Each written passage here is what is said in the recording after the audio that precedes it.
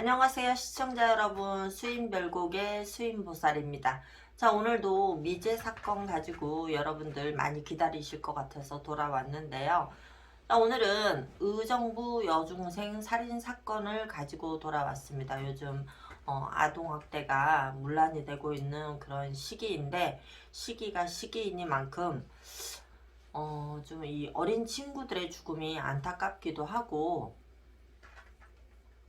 또 더 이상 이런 일들은 발생되지 않았으면 좋겠고요. 요즘 또 학폭이니 뭐니 해서 많은 스타들이 논란의 중심에 올라서고 있는 그런 형국인데, 그런 일들은 일어나지 않았으면 하는 바람입니다. 자, 힘든 시기인데 여러분들 모두 힘내시고요. 코로나 우리는 모두 이겨낼 수 있습니다. 그러니까 화이팅 하시고요.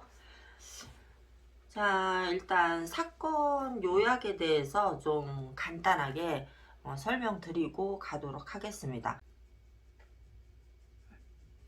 용의자는 이미 유력 용의자가 선상이 돼 있는데 3, 40대 남자 한 명이고요. 신장은 170에서 175cm 정도의 상의 아이보리색 조끼를 입었었고요. 흰색 반팔티, 하의 검정색 계통의 면바지를 착용하고 얼굴 검은색 피부에 상고머리를 했었다고 합니다. 자, 사건의 개요는 2008년 9월 22일 경기도 의정부시의 한 주택가에서 여중생 A양 당시 14세 자신의 뒤를 쫓아 들어온 괴한에 의해 자신의 집에서 성폭행을 당한 뒤에 칼에 찔려 살해당한 사건입니다. 그러나 증거가 매우 부족하고 범행 동기를 알 수 없는 점, 목격자들의 증언이 부족한 점들 때문에 현재까지 장기 미제로 남아있는 사건 중에 하나입니다. 이 특이하게 내 집에 따라 들어온 괴한에 의해서 살해에 이르기까지 굉장히 좀 고통스러운 그런 시간을 보내면서 죽음에 이르는 사건인데 매우 가슴이 많이 아프고요. 이 학생이 좋은 곳에 이르렀으면 하는 진심 어린 바람이 있습니다. 2008년 9월 20일 여중생 A양은 학교에서 평소처럼 집으로 돌아와서 컴퓨터를 켜고 친구들과 대화를 한 뒤에 인터넷 메신저에 로그인을 했다고 합니다. 그러다 집 앞 미용실로 가서 앞머리를 손질한 후 집으로 돌아왔는데 이때 한 괴한이 A양의 뒤를 밟아서 집 안으로 침입을 했고, 그는 A양을 흉기로 위협한 뒤 성폭행을 자행하고, 이때 A양은 안타깝게도 A양의 어머니는 목욕을 간다고 집을 비운 시점이었다고 합니다. 얼마 후 A양의 어머니가 목욕을 마치고 집으로 들어오고 있었는데요. 그 소리를 들은 범인은 곧바로 칼로 A양의 가슴을 찌르고, A양의 어머니가 집에 들어섰는데도 놀랍게도 범인은 태연하게 걸어 나왔으므로 그의 깜짝 놀란 어머니는 그 자리에서 얼어붙었고, 뒤늦게 정신을 차리고 범인을 잡으라고 소리쳤지만 이미 때는 늦었었고요. 범인은 도망을 친 뒤였다고 합니다. 잠시 후 딸이 밖으로 피를 흘리며 나왔고, 어머니는 급히 딸을 병원으로 데려갔지만 결국 사건 발생 3시간 만에 사망하고 말았다고 합니다. A양의 어머니는 곧바로 경찰에 신고를 했고요. 그녀는 경찰에게 외출 후 집에 돌아와 딸을 부르는데 작은 방에서 3, 40대로 보이는 괴한이 뛰어나와 달아났다고 진술했고요. 딸이 흉기에 찔린 채 따라 나오는 것을 보고 놀라서 119에 신고를 했다고 진술했습니다. 피해자 A양은 심장이 있는 왼쪽 가슴을 한 차례 찔렸으며 평소 옷차림 그대로여서 단순 살인사건으로 여겨졌으나 부검 결과 A양 몸에서 극소량의 정액이 확인되는 등 성폭행 흔적이 발견됐다고 합니다. 경찰은 집안에 없어진 물건이나 뒤진 흔적이 없고 A양이 단 1회 찔린 상황 등으로 미뤄 성폭행 목적 무게를 두었으나 성폭행을 하려고 침입을 한 것 치고는 어머니가 돌아오는 걸 보고도 놀라서 우발적으로 살해했다는 게 경찰 측의 주장이었다고 합니다. 참... 경찰은 즉시 수사본부를 차리고 경찰 강력팀 형사 60여 명을 투입해서 주변을 수소문하고 목격자를 찾는 등 범인 인상착의 파악에 나섰는데요. 현장 감식과 주변 탐문 수사를 통해 이른 시일 내에 범인을 검거할 수 있을 것으로 전망했다고 합니다. 특히 A양 집 인근에 설치된 CCTV에 다리를 절뚝거리며 도주하는 30에서 50대의 남성의 모습이 포착된 데다 범인의 것으로 추정되는 DNA를 확보, 사건은 쉽게 해결되는 듯 했다고 합니다. 하지만 사건은 점점 미궁으로 빠져듭니다. 경찰관이 관리하고 있던 동일 전과자 리스트에서 DNA와 맞는 인물을 찾아낼 수 없었기 때문인데요. 당시 수사에 참여했던 한 경찰관께서는 도난당한 물건이 없는 데다 원한이나 채무관계 등에 의한 범행 동기도 찾기 어려웠다고 하며 동종 전과자와 입건된 성폭행 강도 피의자 700여 명을 상대로 DNA를 대조했으나 성과를 얻지 못했다고 합니다. 결국 용의자를 찾는 것부터 실패하며 사건은 계속 꼬여나갑니다. 한편 DNA가 맞는 사람이 없는 것도 문제였지만 목격자들의 증언도 중구난방이라 수사의 혼란을 더욱 가중시켰다고 합니다. 한 목격자는 A양의 집 근처 옥탑방에 거주하는 미얀마 출신 외국인 노동자를 범인으로 지목을 했는데요. 그러나 DNA 대조 결과 아무런 관련성이 없는 것으로 밝혀졌다고 합니다. 다른 목격자 역시 범인의 옆모습만 목격했을 뿐이고 50건이 넘는 주민 제보 역시 모두 연관성이 없는 것으로 밝혀졌다고 합니다. 이러한 목격자들의 중구난방 증언은 수사에 도움은커녕 오히려 혼선만 가중시켜줬는데요.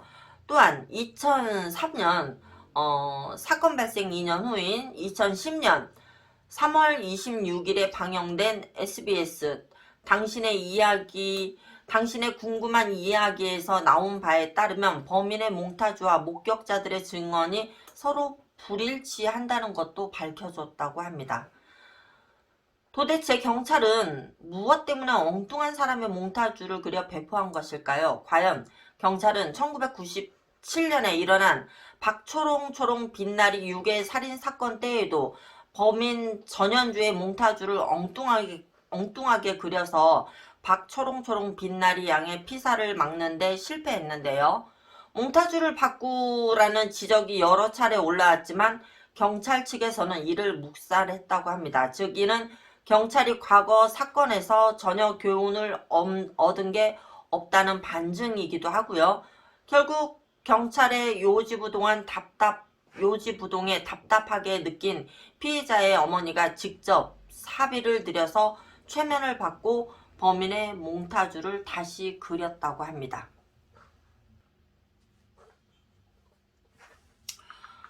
자, 이렇게 해서 만 14세에 정말 여리디 여린 학생 하나가 참 어이없는 참혹한 상황을 치르고 어이없는 죽음에 이르렀는데요. 그 학생을 죽음에 이르게 한 그 범인 몽타주는 있지만 정말 이 몽타주가 실존 인물과 비슷한 건지 범인은 지근에 사는 인물인지 아직도 살아있는지 한번 영안으로 들여다보도록 하겠습니다.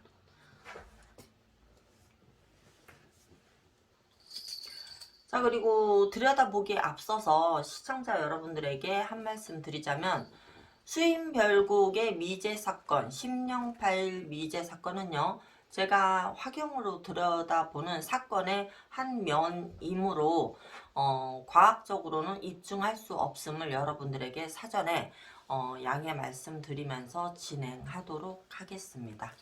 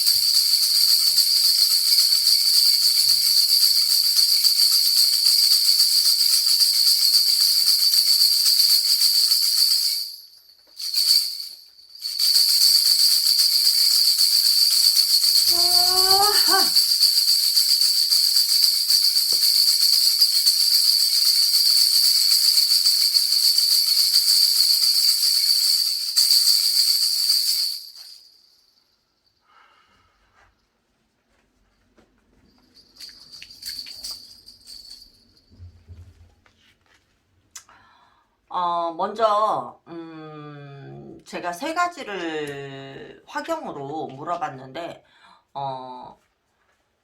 이놈은 지근에 멀지 않은 곳에 거주하는 놈이랍니다. 멀지 않은 곳에 거주하는 놈이고요. 어머니가 보신 인상착의가 정확하게 맞는 놈입니다. 그런데 평소에 그렇다면 전혀 모르는 동선을 지나가다가 따라 들어간 것이냐, 평소에 자주 지나다니면서 A양을 눈에 눈여겨보았느냐, 이 부분을 물어봤거든요. 이 부분을 물어봤는데 평소에 그 동선을 다니면서 이 양을 눈여겨봤었답니다. 그리고 그 집 앞에서 어머니가 나가는 것도 확인을 하고 따라 들어갔다고 합니다. 자, 그렇다면 이 범인이 죽었느냐 살았느냐 이것이 문제인데 안타깝게도 건강히 잘 살아있는 것으로 보이는데 전과 기록이 있다고 나오거든. 전과 기록이. 그렇다면 평소에 무슨 자잘한 사고를 일으켜서 구치소나 경찰서에 들락거린 이력은 있대요. 근데 문제가 뭐냐면 이 사람은 성전과는 없는데 무슨 좀도둑 같은 거, 남과의 시비 마찰 같은 거, 이런 문제로 인해서 왔다 들어갔다 나왔다 들어갔다 나왔다, 그 뭐라 그랬지? 짜잘하게 짧게 들어갔다 나오고 잡범이래요. 잡범. 그래서 이 사람 같은 경우에는 굳이 성범죄자에 국한돼서 DNA를 찾을 게 아니라 그 지근에 사는 전과 기록이 있는 사람을 DNA로 도출을 해본다면 연관성이 있는 사람이 나타나지 않을까 싶은 제 개인적인 화경의 결론입니다. 그래서 첫 번째, 지근에 사는 놈이에요. 지근에 사는 놈. 그러니까 피해자 A양의 집에서 멀지 않은 곳에 사는 놈이 맞아요. 그 다음에 두 번째, 범행 당일 집 앞에서 어머니가 나가는 것을 확인하고 따라 들어갔다고 합니다. 그 다음에 세 번째, 이 성범죄가 아니라 짜잘한 뭐 여러가지 이유로 술 먹고 뭐라고 그래, 술 먹고 술값 안 내고 밥값 안 되고 무전 취식이라든지 여러 가지 이런 남의 물건에 손을 대서 도둑으로 몰린다든지 그로 인해서 그런 잡범 형태의 짧은 다람쥐처럼 들락날락거린 전과 이력이 있대요. 그래서 뭐 물론 전과 기록이 있는 사람이 한두 명은 아니겠지만 당시 지근에 살았던 그런 범죄 이력이 있는 사람을 상대로 도출을 해서 DNA 검색을 한다면 조금 더 가까운 수사 결과에 이르지 않을까 싶은 그런 답이 나왔습니다. 자, 만 14세 꽃다운 나이에 죽음을 맞이했는데요. 지금 그녀가 이 사건을 보고 있는지는 모르겠으나 저는 신의 기운으로 당시의 사건을 들여다봤는데 몹시도 몸부림을 치고 굉장히 저항했던 A양의 모습이 보이면서 좀 같은 딸을 키우는 대한민국의 또 한 엄마로서 굉장히 가슴이 아프고 열불이 터집니다.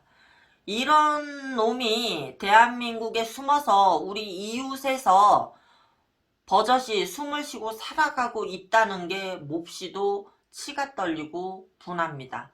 하루빨리 범인이 잡혀서 조금 더 이 땅에 대한민국의 우리의 딸들이 조금 더 자유롭고 안전한 그런 사회에서 살기를 간절히 바라고요.